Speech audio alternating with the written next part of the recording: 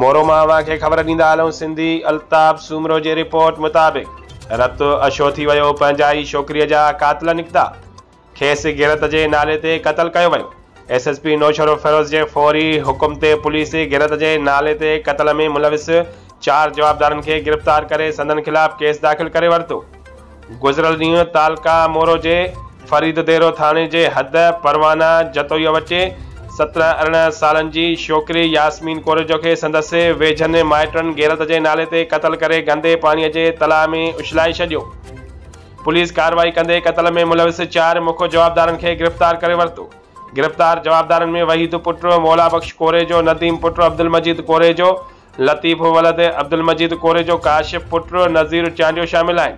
हुकूमत जी फरियाद ते मथे ॼाणल जवाबदारनि खिलाफ़ केस दाख़िल कयो वियो, जॾहिं त जवाबदारनि पंहिंजे ॾोह जो एतराफ़ पिणु कयो आहे। वारसनि पारां मक़तूल जी मुमकिना बेहुरमतीअ खे नज़र में रखंदे SSP नौशरो फिरोज़ संगार मलक जी ख़ासि हिदायतुनि ते पुलिस ऐं औरत पुलिस एहलकार पुराणो जतोई पहुची फोतीअ जे वारसनि समेत फोतीअ जी आख़िरी रस्मूं अदा कयूं, तदफ़ीन कई ऐं निमाज़ में शिरकत कई।